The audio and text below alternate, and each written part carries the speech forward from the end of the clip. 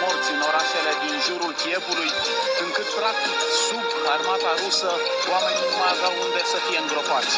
În Bucea, peste 200 de persoane au fost aduse aici, 200 de persoane decedate în curtea bisericii.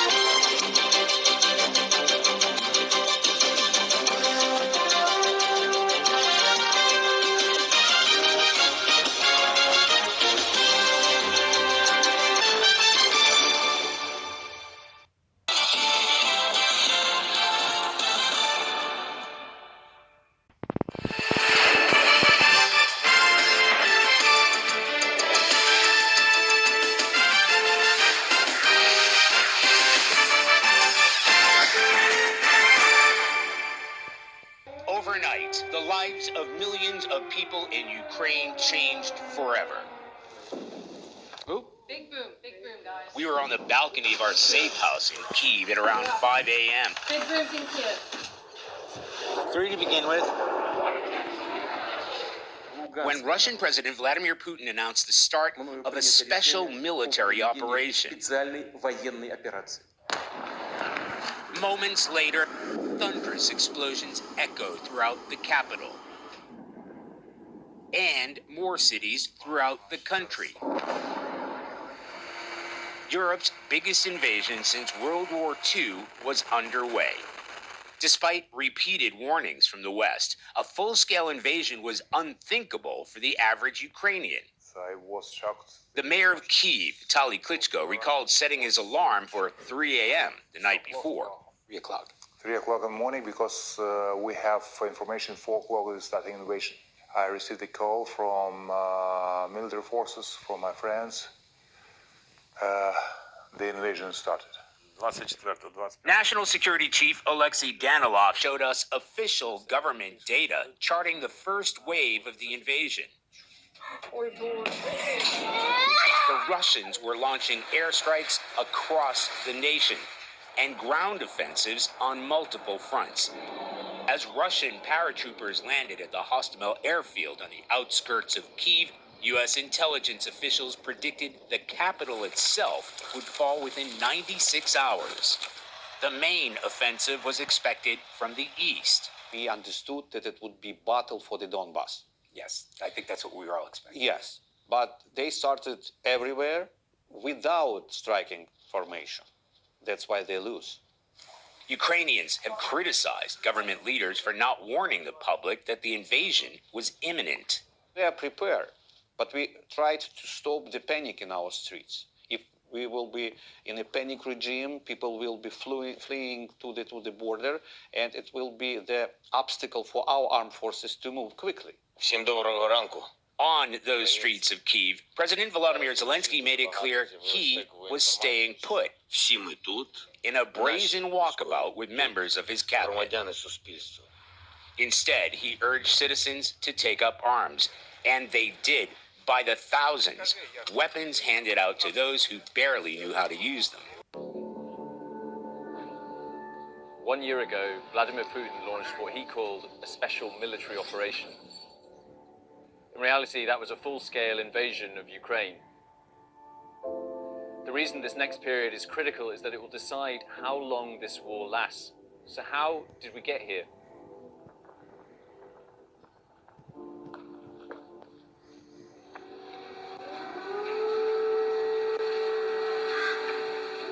The invasion began on February 24th. For months, Russia had been massing troops on Ukraine's border, but most people, including in Ukraine, didn't believe it would actually happen. The morning of the invasion, I was in Kyiv and we woke up to watch Putin speaking. And about 5 minutes later, we started to hear the first explosions. Vladimir Putin has just addressed the Russian people moments ago, announcing what Putin called the start of a military special operation, in his words, to demilitarize Ukraine. I mean, judging by those words, this appears to be the worst case scenario.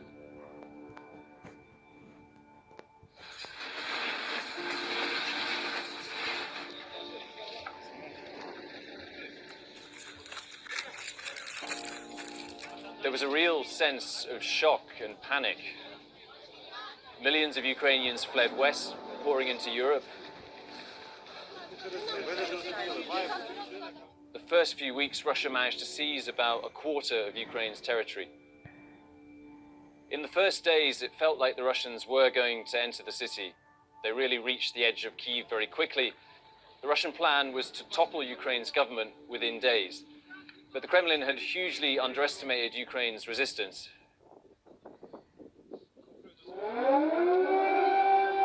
These air raids are going off around the city every half an hour or so. We're just heading down into a metro station where a lot of residents are now living and spending the night.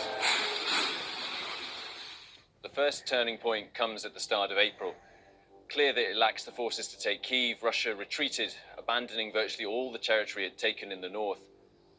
As Russia retreated, the horrors it left behind started to emerge. In the town of Bucha outside Kyiv, there were mass graves of hundreds of murdered civilians. Russia was devastating Mariupol in the south. The besieged city became a symbol of Ukrainian resistance and the barbarity, really, of Russia's war. After over 3 months of siege and heroic defense, Ukrainian troops were forced to surrender. By June, after the retreat from Kyiv, Russia really switched its focus to capturing eastern Ukraine, the Donbass region. It becomes a grueling artillery war, with Russia using its massive advantage in firepower to grind forward. Ukraine was really battling to hold the line. In July, the US for the first time starts supplying Ukraine with HIMARS long-range missile launchers. These and other Western weapons help to begin to turn the tide. Russia, still pretending it's fighting a limited special operation, starts struggling with shortages of men and munitions, and Ukraine begins to take control of the war. In September, there comes a crucial turning point. Ukraine launched a spectacular counter-offensive in the northeast near Kharkiv. They collapsed Russia's lines and liberated thousands of square miles of territory. Most military analysts say this rout really puts an end to Russia's ability to truly go on the offensive. From this point, Russia is really fighting to just hold what it's already captured. Считаю необходимым поддержать. Faced for the first time with the risk of full defeat, Putin declares a partial mobilization, calling up 300,000 men. Все, кто погиб в человечных терактах. Desperate to seal Russia's war gains, Putin declares the annexation of 4 Ukrainian regions: Zaporizhia, Luhansk, Donetsk, and Kherson. But Russia fully controls none of them, and within weeks it will lose the capital of one. In November, Ukraine liberates Kherson as Russian troops are forced to withdraw, losing the only regional capital it captured. By the fall, Russia switches strategy. It launches a massive campaign to destroy Ukraine's energy infrastructure, trying to freeze Ukrainians as winter approaches. The war becomes focused around the city of Bakhmut in eastern Ukraine. Russia is hurling thousands of troops into the battle. After staggering losses, Russia made its first gain in months, capturing the small town of Soledar in January. President Biden agrees to give US heavy tanks to Ukraine. Today, I'm announcing that the United States will be sending 31 Abrams tanks to Ukraine, clearing the way for Germany and other European countries to do the same for the first time. It's another watershed moment in Western military support. Ukraine has liberated nearly 30,000 square miles of its territory since the invasion. When we were here a year ago, most people believed that Russia would take Kyiv within days. Instead, Ukraine has inflicted colossal losses on Russia. But Vladimir Putin is preparing Russians for a long war. And that's why the next phase of this conflict will be so decisive. It will determine how long this war lasts, Will Ukraine be able to go on the counter-offensive, break Russia's army and liberate its territory and win a true victory?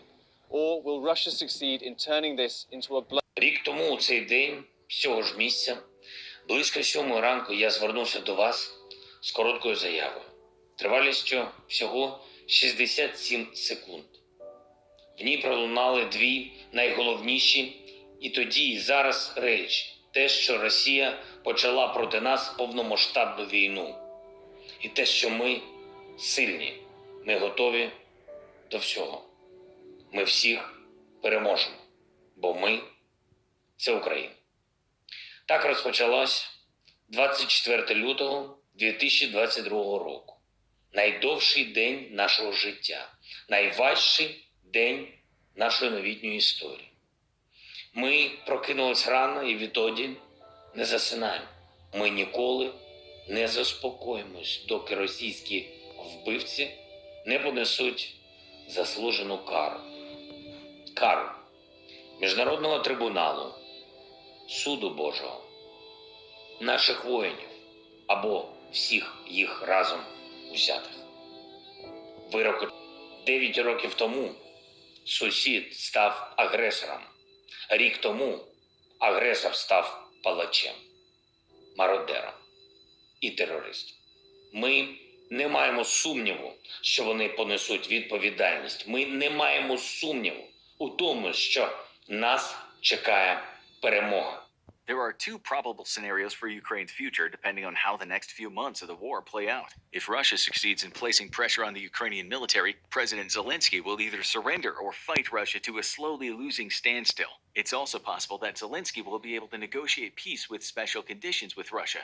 This will likely mean that Ukraine will give up much of its territory in the Donbas region, which is largely under Russian control today, and give up its strategic ports along the Sea of Azov. The other possible scenario for Ukraine is a total military defeat of Russia and the expulsion of Russian invading forces back to the breakaway regions of Luhansk and Donetsk. Whatever path Ukraine's future takes, it will certainly take years, if not decades, to recover from this war.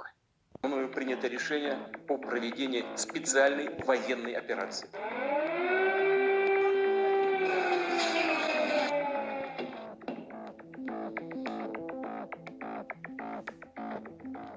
It's likely that Vladimir Putin has reconciled himself to the fact that there are no quick wins to this war.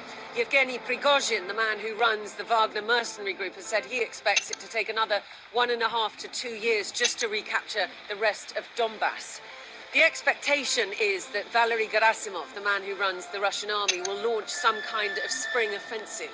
What we're seeing at the moment is very intense fighting around the town of Bakhmut that has been going on for several months with huge casualties on both sides. And it's possible that the Ukrainians will retreat from there in the coming weeks. Although even if they do, that will not make much difference to Russia's position strategically. And along the rest of the line, you have a war of attrition with not very much movement on either side. It's difficult to see how Russia scales that up in any particularly dramatic fashion. There are concerns in the West that it might bring its air force into play in a way that it hasn't yet in this war, but Ukraine does also have pretty good air defences at this stage, so we'll have to see what difference that will make. I think as long as Putin can keep his land corridor to Crimea, he might be happy to engage the Ukrainians in a long, grinding war of attrition in the hope that eventually the West will tire of providing support.